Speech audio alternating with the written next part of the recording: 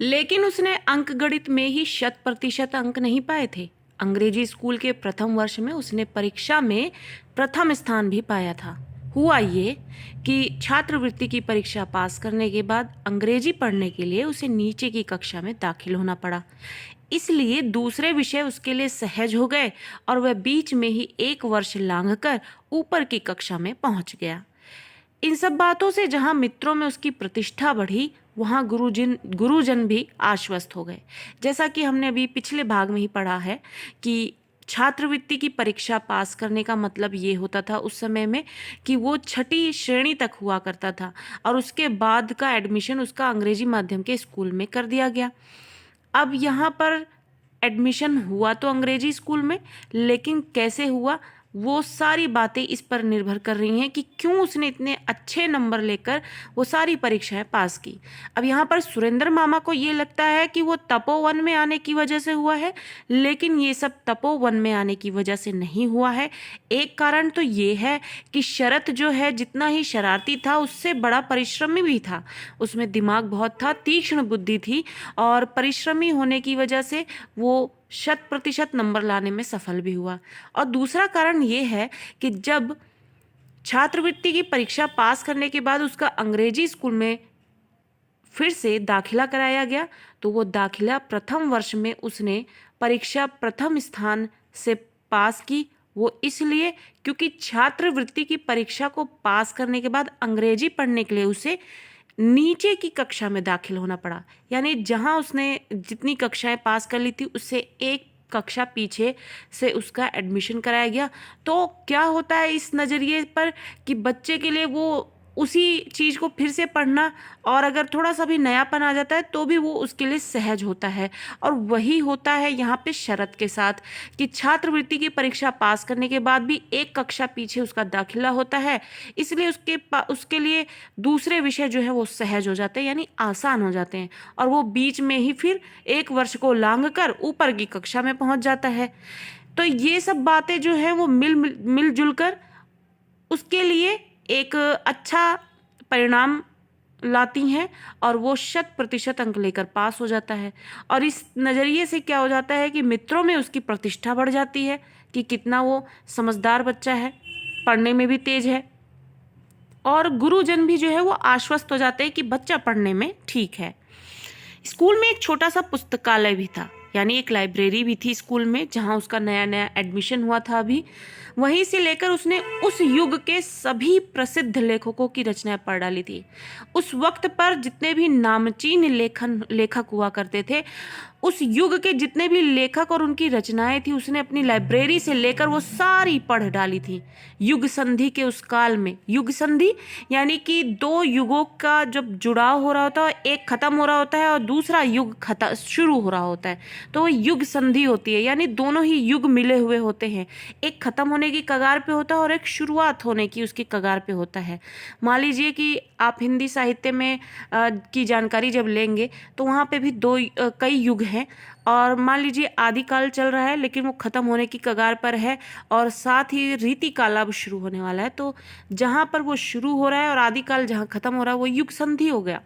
उसी तरीके से युग संधि के उस काल में जब कर्ता लोग चंडी मंडप में बैठकर चौपड़ को लेकर शोर मचाते, तब किशोर वय मतलब आयु, यानी किशोर उम्र के जो जितने भी थे वो चोरी चोरी बंकिम रविंद्र की पुस्तकों के पन्ने पलटा करते थे।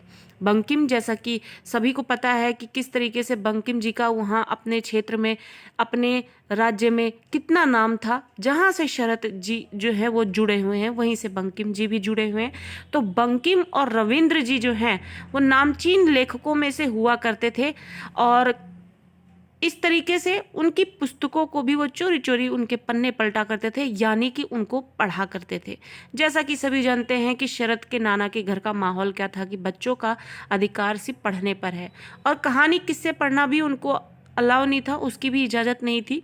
तो इस तरीके से वो अगर अच्छी चीज़ें भी पढ़ रहे हैं, जैसा कि साहित्य पढ़ना चाह रहे थे वो, उसमें भी उनका शौक था, तो बंकिम और रविंद्र की पुस्तकों को भी वो चोरी छुपे ही उनके पन्ने पलटते हुए देखे जाते थे। पन्ने पलटना यानी पढ़ना।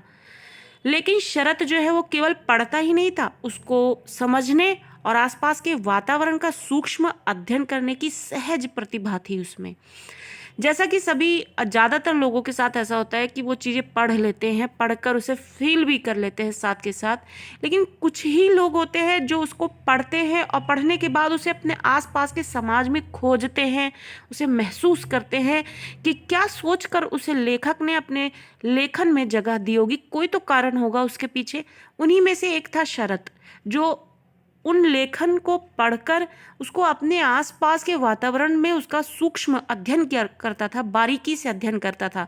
मान लीजिए आप अपनी पाठ्य पुस्तक में पढ़ रहे हैं, भेदभाव के विषय में पढ़ रहे हैं, ऊंच नीच, जाति, रंग भेद, इन सब के बारे में आपने सिर्फ पढ़ लिया, जानकारी ले ली कि किस तरीके से हमारे समाज में इसका भेदभाव होता है। लेकिन अगर आप अपने आसपास के समाज में इस चीज़ पर थोड़ा सा ध्यान देंगे, उसे महसूस करेंगे कि क्या आज भी ये चीज़ें एग्जिस्ट कर रही हैं, और अगर कर रही हैं तो क्या सच्ची में जिस तरीके से हमने पढ़ा है ये उसी तरीके से ये और बढ़ गया है या कम हो गया है, ये किस आधार पर ये चीज़ें शुरू हुई हैं, ये सब चीज़ नोटिस करने का मतलब होता है कि आपने जो पढ़ा है आप उसे महसूस करने के साथ उसमें बारीकी से अपना ध्यान भी उसमें लगा रहे हैं और आप उसके विषय में और बेहतरीन तरीके से जानना चाहते हैं। यानी आप उस विषय को जिससे भी आप जुड़े हैं, जिसको आपने पढ़ा है, समझा है, आप उसको अपना भी रहे हैं। वही चीज़ शरत के साथ है, उसमें भी ये सहज प्रतिभा थी कि वो जो भी पढ़ता था वो उसको अपने आसपास महसूस भी करने की कोशिश करता था, समझने की कोशिश करता था, और उस पर एक सूक्ष्म अध्ययन जो उससे बन पड़ता था वो करता था। वह हर वस्तु को करीब से देखता था और उसे ऑब्जर्व करता था ताकि वो उसको और बेहतरीन तरीके से समझ सके और जान सके। उस दिन अवकाश प्राप्त अध्यापक, अवकाश यानी छुट्टी हो गई, प्राप्त छुट्टी मिली, अध्यापक अघोरनाथ जैसा कि ये शरत के नाना थे, अधिकारी स्नान के लिए गंगा घाट की ओर जा रहे थे। कपड़े उठाए पीछे पीछे चल रहा था शरत, यानी कि अघोरनाथ जो है, जो कि उनके नाना थे शरत के, वो गंगा घाट पे नहाने जा रहे थे और उनके पीछे पीछे उनके कपड़े लिए हुए चल रहे थे शरत। एक टूटे हुए घर के भीतर से एक स्त्री के धीरे धीरे रोने का करुण स्वर सुनाई दिया, यानी कि जिस राह से वो गुजर रहे थे वहां से एक घर से एक स्त्री के धीरे धीरे रोने का एक करुण स्वर सुनाई दे रहा था, यानी उसके रुदन में भी मतलब समझ में आ रहा था। अधिकारी महोदय ठिठक गए, बोले ये कौन रोता है, क्या हुआ इसे? शरत ने उत्तर दिया, मास्टर मुशाई, इस नारी का स्वामी अंधा था, लोगों के घरों में काम काज करके ये उसको खिलाती थी। कल रात इसका वह अंधा स्वामी मर गया। वह बहुत दुखी है। दुखी लोग बड़े आदमियों की तरह दिखाने के लिए जोर जोर से नहीं रोते, उनका रोना दुख से विदीर्ण प्राणों का क्रंदन होता है। मास्टर मुशाई, ये सचमुच का रोना है। अब यहाँ पर ये पूछने पर कि ये कौन रोता है और क्या हुआ है इसे, उसके बाद जो शरत का उत्तर मिलता है यहाँ पर, उस उत्तर को सुनकर कुछ अघोरनाथ में अलग सा उन्होंने महसूस किया शरत को लेकर। शरत ने जवाब दिया कि ये वो नारी है जिसका स्वामी जो है वो अंधा था, और वो अंधा जो स्वामी है वो अब नहीं रहा, जिसके लिए उस औरत को दुख होता है, और वो दुख उस दुख से अलग है जो बड़े लोग दिखाने के लिए चिल्ला चिल्ला कर अपने दुख को व्यक्त करते हैं रोकर।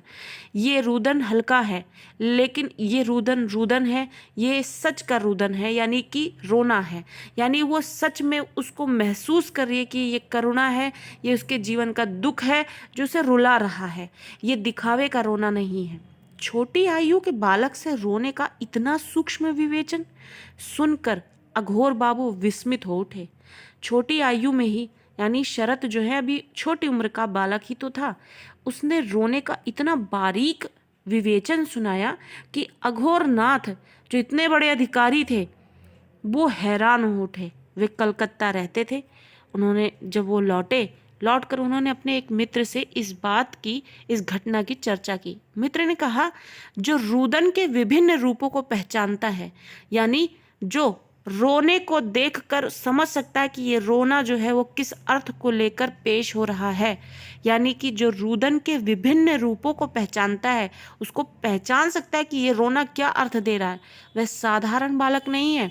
बड़ा होकर वो निश्चय ही मनस्तत्व के व्यापार में प्रसिद्ध होगा।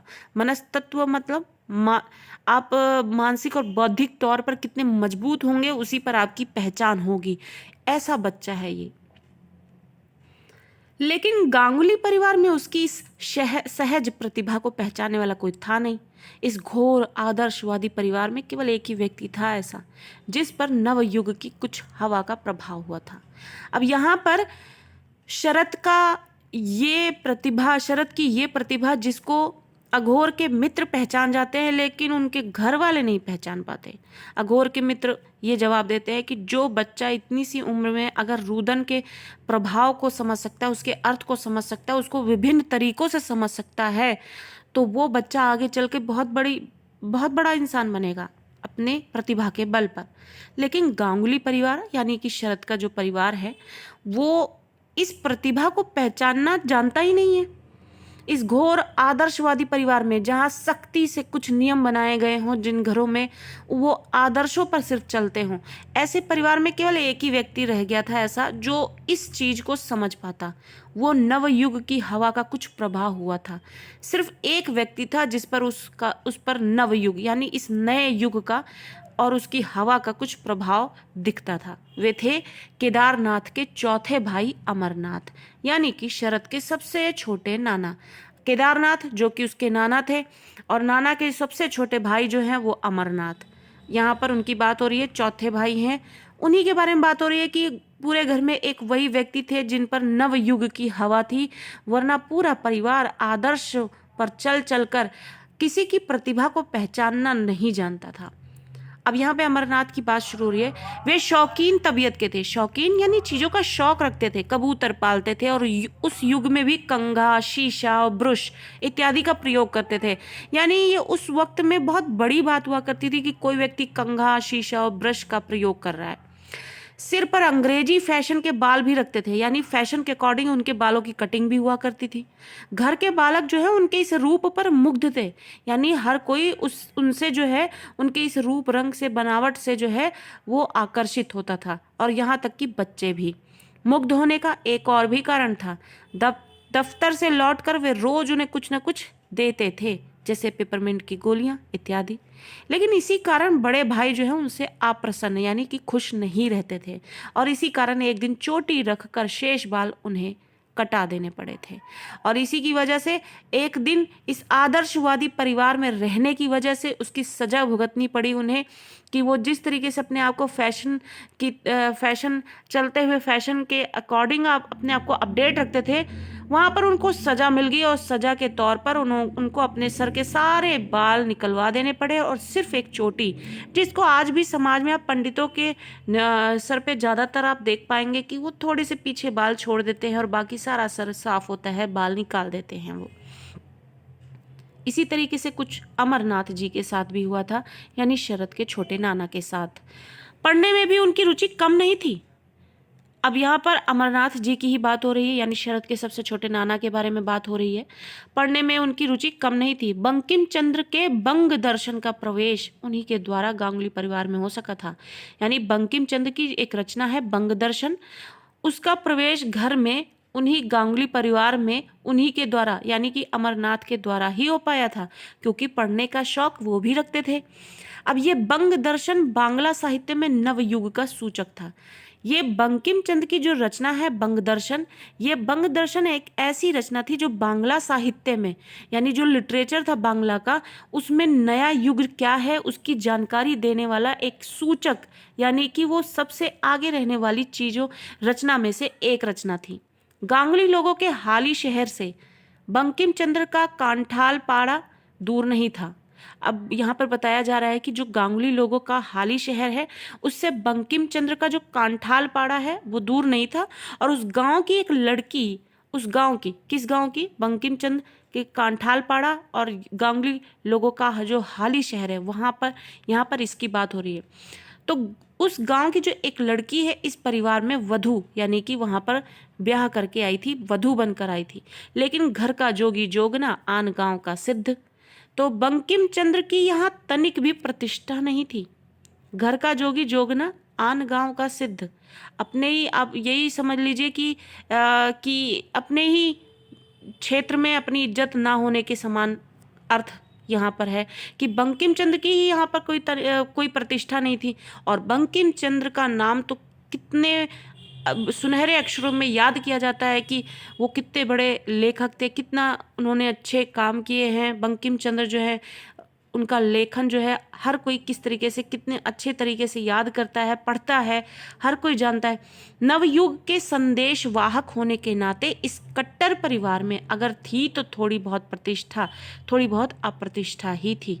अब यहाँ पर बात हो रही है कि जब नवयुग का जो संदेश वाहक होने के नाते, संदेश वाहक यानी कि मान लीजिए पूरा परिवार जो है कट्टरता पे चल रहा है, पुरानी रूढ़िवादिता पर चल रहा है, और एक व्यक्ति जो है वो नए युग की बातें सिर्फ करता है, तो लोग उसको थोड़ा सा कमतर महसूस कराने लग जाते हैं, जिससे कि वो भी उन्हीं रीति रिवाजों और रूढ़ियों को मानने लग जाए जो पूरा परिवार मान रहा है। अमरनाथ जो कि नवयुग के संदेश वाहक थे पूरे परिवार में, नवयुग के जो भी आप कह सकते हैं कि नवयुग यानी कि नया जो युग है, उसमें जो भी पीछे की चीज़ें यानी पुरानी चीज़ों को छोड़कर जो भी आजकल के समाज में नया चल रहा है उसको अपनाने वाला है, वो नवयुग का संदेश वाहक माना जाता है।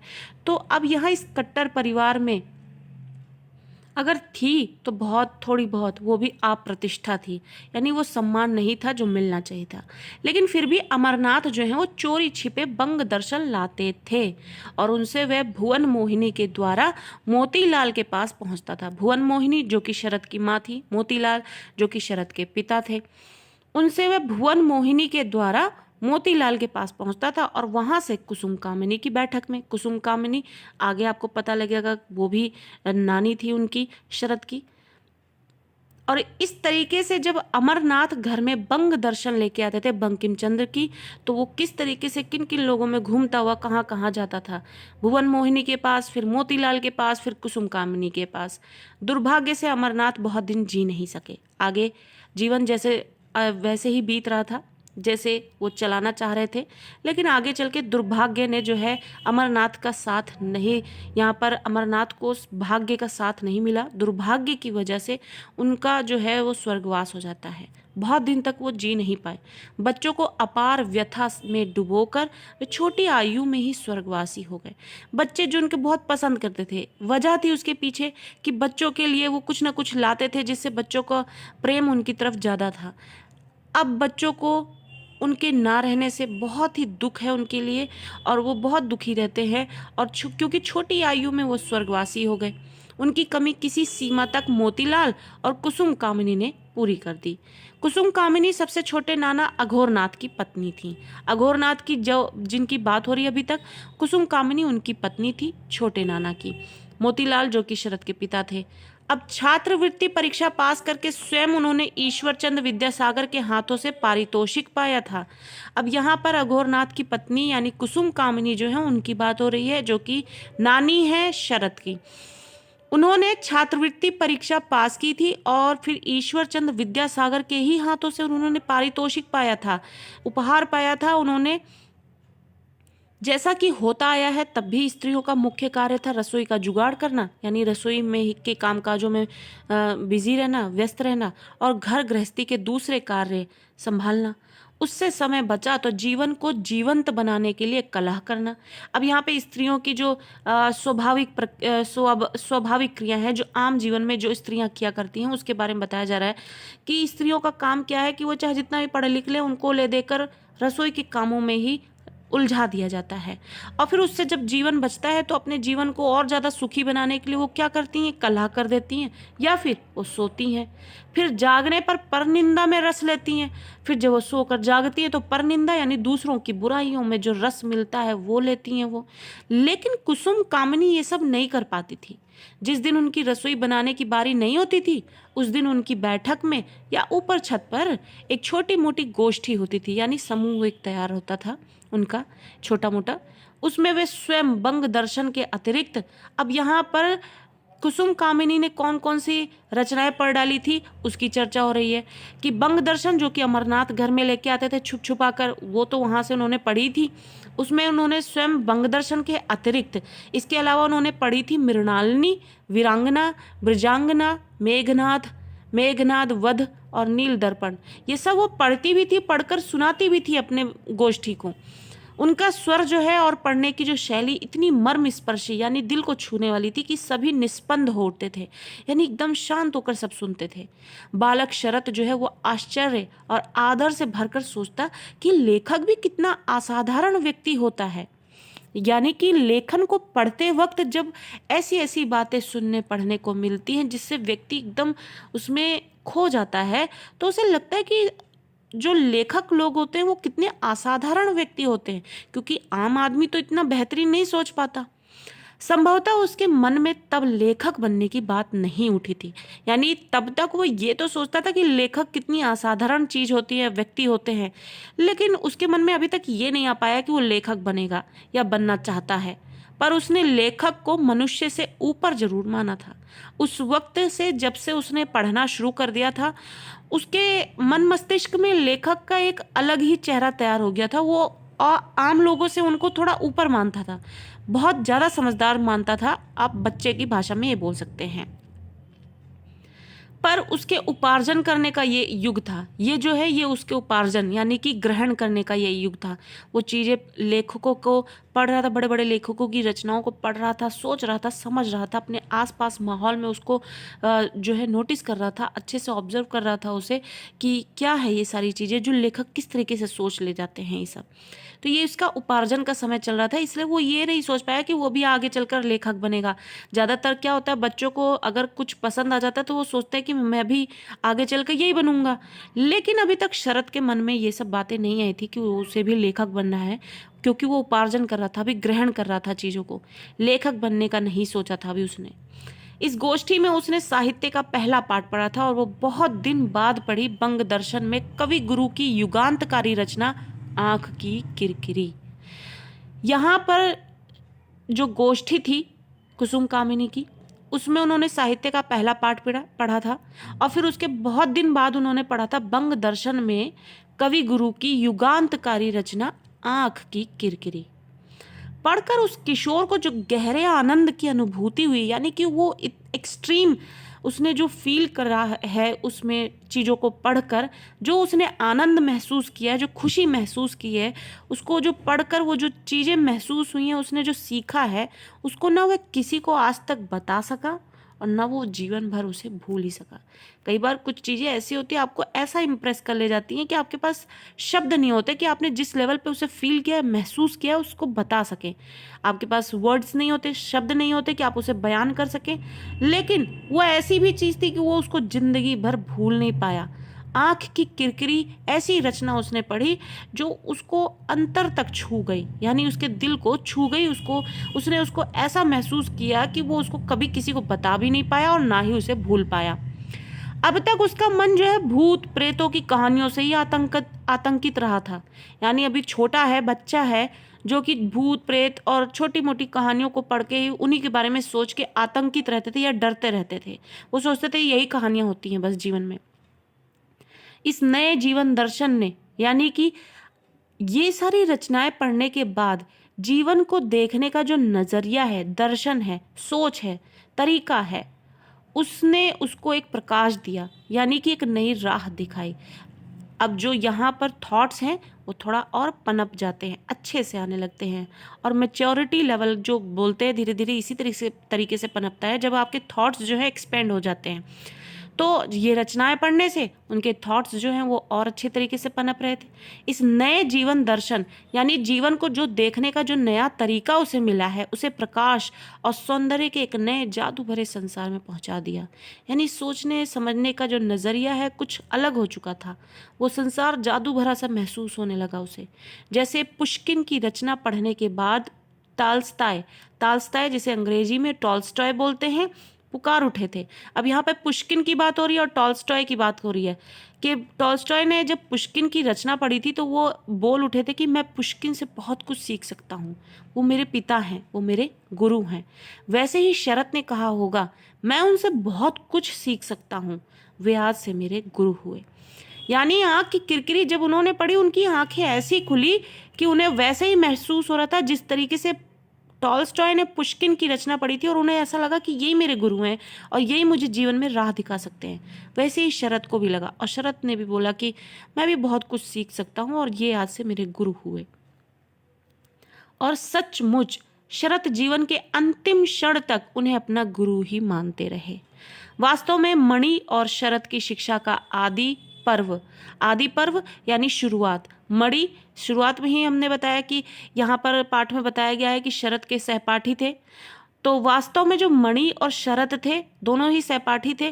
तो शिक्षा का जो आदि पर्व है यानी शुरुआत जो है कुसुम कामिनी यानी अघोरनाथ की जो पत्नी थी यानी कि शरत की नानी, सबसे छोटी नानी, उन्हीं की पाठशाला में शुरू हुआ था। मणि और शरत की जो शुरुआती शिक्षा थी वो कुसुम कामिनी की पाठशाला में ही हुआ था। पाठ्य पुस्तक का क्रम समाप्त होने पर साहित्य की बारी आती थी, यानी जो आपको सिलेबस आप कह सकते हैं, मान लीजिए आपके सिलेबस के अकॉर्डिंग आपके पास जो पाठ्य पुस्तकें हैं वो सब खत्म करने के बाद लिटरेचर पढ़ने की बारी आती थी।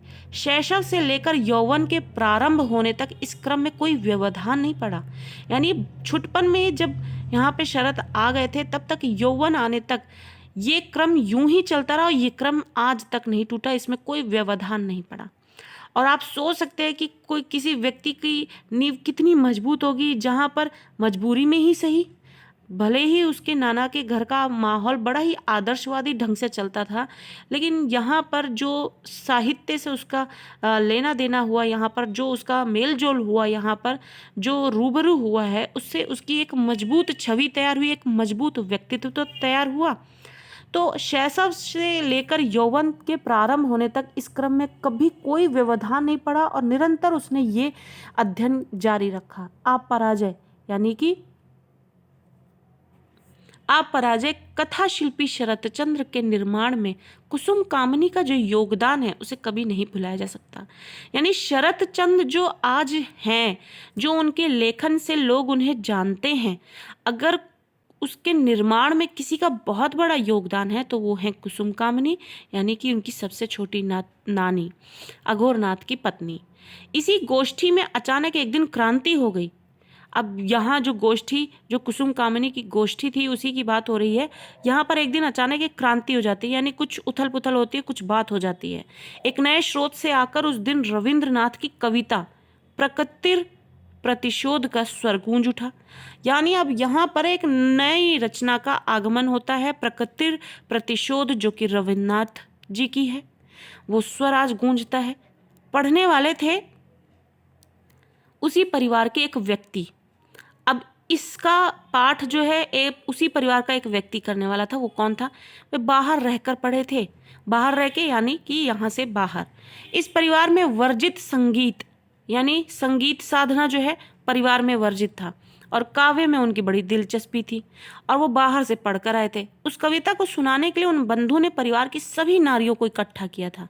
किसने कितना समझा पता नहीं, लेकिन शरत की आंखों में आंसू आ गए। उन्हें छिपाने के लिए वह उठकर बाहर चला गया। ऐसा कौन व्यक्ति है जिसने उसका पाठ किया और उस रचना से उन्होंने क्या सुना समझा जिससे कि शरत को आंखों में आंसू आ गए, और साथ ही परिवार की सभी नारियों को इकट्ठा करके भी वो सुनाया गया। अब किसने कितना समझा है, किसको क्या कितना समझ में आया, ये बिल्कुल नहीं पता, लेकिन शरत ने जितने ध्यान से उसकी उस बात को सुना है, उसका पाठ को सुना है, उसको जो गोष्ठी में जो पाठ हुआ है उसका वो सुना है, उसको जो भी समझ में आया उसके हिसाब से, उसकी समझ से उसकी आंखों में आंसू आ गए और वो उसे छुपाने के लिए इधर उधर भागने लगा, उठकर बाहर चला गया। नाना के इस परिवार में शरत के लिए अधिक दिन रहना संभव नहीं हो सका। अब नाना के यहाँ अपने पूरे परिवार के साथ शरत जो है उन्होंने अपना जीवन बताया, पढ़ाई लिखाई सब यहीं पे चल रही थी। उसकी वजह क्या थी वो भी बताया गया कि किस तरीके से उनके पिता जो हैं वो कमा नहीं पा रहे थे, जिसकी वजह से घर नहीं चल पा रहा था। उनकी पत्नी ने निवेदन किया अपने पिता से, जिसकी वजह से वो अपने पूरे परिवार के साथ अपने नाना के यहाँ रहने लग जाते हैं। लेकिन अब आगे माहौल क्या है ये देखते हैं। नाना के इस परिवार में शरत के लिए अब अधिक दिन रह पाना संभव नहीं हो सका। उसके पिता न केवल स्वप्नदर्शी थे बल्कि उनमें कई और भी दोष थे। अब यहाँ पर ये बताया जा रहा है कि पिता जो है उनके सिर्फ स्वप्नदर्शी थे, लेखन करते थे वो भी अब बीच में ही छोड़ दिया करते थे, कभी उन्होंने कोई लेखन पूरा नहीं किया।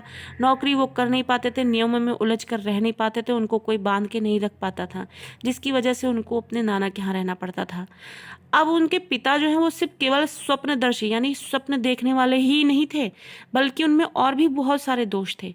वे हुक्का पीते थे, बड़े होकर बच्चों के साथ बराबरी का व्यवहार करते थे। उनकी शरारतों में वे सदा अपरोक्ष रूप से यानी इनडायरेक्ट वे में उनकी सहायता किया करते थे। जब उनमें से किसी को गोदाम में बंद करने की सजा मिलती तो वे चुपचाप उन्हें खाना दे आया करते थे। जब वे छूटते तो फूलों की माला तैयार करके उन्हें प्रसन्न कर देते थे। यानी आप कह सकते हैं कि उनके पिता में यानी शरद के पिता में अभी भी कुछ बचकाना हरकतें थीं, लेकिन वो कहीं ना कहीं बच्चों के लिए अच्छी हुआ करती थी। उनके बनाए कागज के नाना प्रकार के खिलौने बच्चों में बहुत लोकप्रिय थे। बड़े यत्न से वे स्लेट पेंसिल लेकर उन्हें सुंदर अक्षर लिखना सिखाते थे। उनके लिए गंगा स्नान का प्रबंध कर देते थे। कैसा आनंद है गंगा में कूदने में, ये बच्चे ही जानते हैं। तभी तो उनके लिए वे मरुस्थल में शाद्वल के समान थे। अब जिस तरीके से मरुस्थल है, मरुस्थल जहाँ पर पानी का अकाल है, आप उसमें अगर पानी का एक बूंद भी अगर कहीं दिख रहा है आपको, तो वो कितनी बड़ी चीज़ महसूस होगी। वैसे ही थे मोतीलाल यानी शरद के पिता, और बच्चों के लिए वो वैसे ही थे। यानी माहौल घर का ऐसा था कि एकदम सख्ती से नियम का पालन करने वाला, लेकिन मोतीलाल जो व्यवहार था उनका बच्चों के साथ, उनके लिए वो मरुस्थल में शाद्वल के समान ही था। उनकी संवेदनशीलता अपरिसीम थी। संवेदनशीलता, वो बहुत मतलब अपने आप को इमोशनली लोगों से कनेक्ट करते थे, जिसकी कोई सीमा नहीं थी। अपरिसीम, जिसकी कोई सीमा नहीं थी। एक तो घर जमाई, उसके उपरांत कठोर अनुशासन वाले परिवार में ऐसा बर्ताव करना, इसी कारण वहाँ उनकी स्थिति बहुत अच्छी नहीं थी। एक तो घर जमाई बनकर रहे उनके पिता, और उसके बाद वो अनुशासन का पालन नहीं करते थे। तो इसकी वजह से उनका ये बर्ताव जो है वहाँ उनकी स्थिति को बहुत अच्छा बनाकर नहीं रखी हुई थी। उनका स्वतंत्र व्यक्तित्व जैसे समाप्त हो गया था, जैसे उनके तन मन दोनों को किसी ने खरीद लिया हो। उनका अपना उनके पास कुछ नहीं था। काशीनाथ भी तो घर जवाई होकर रहता है। काशीनाथ रचना की बात हो रही है यहाँ पर, उसमें भी काशीनाथ जो है वो घर जवाई होकर रहता है। उसी का उदाहरण यहाँ पे दिया जा रहा है। उसे भी मानसिक सुख नहीं है। कभी कभी वह ऐसा महसूस करने लगता है जैसे अचानक उसे किसी ने गर्म पानी के कड़ाहे में छोड़ दिया हो, मानो सब ने मिलकर सलाह करके उसकी देह को खरीद लिया हो। मानो अब वह उसकी अपनी नहीं रही, यानी उसकी अपनी ही देह अब वो अपनी नहीं रही, क्योंकि उसके पिता जो है घर जमाई थे, और किसी और पर आधारित होना जो है आपके जीवन को बेकार कर देता है, आपके आत्म सम्मान को ख़त्म कर देता है, और आत्म सम्मान के साथ ही साथ आपके मन, मस्तिष्क, शरीर पर भी आपका कोई काबू नहीं रह जाता। क्योंकि आप जिसके नियंत्रण में रहते हैं या जिसके अंडर में रहते हैं, अगर आप इंडिपेंडेंट नहीं हैं तो आपको उन्हीं की कठपुतली बन जाना पड़ता है, जो यहाँ पर उसके शरद के पिता जो है एक उदाहरण बनकर पेश हो रहे हैं कि किस तरीके से घर जवाई बनने की वजह से उसके पिता का ना तो अपने तन पर ना ही अपने मन पर कोई भी काबू रह गया था या कोई हक रह गया था। ऐसा उनका जीवन हो गया था।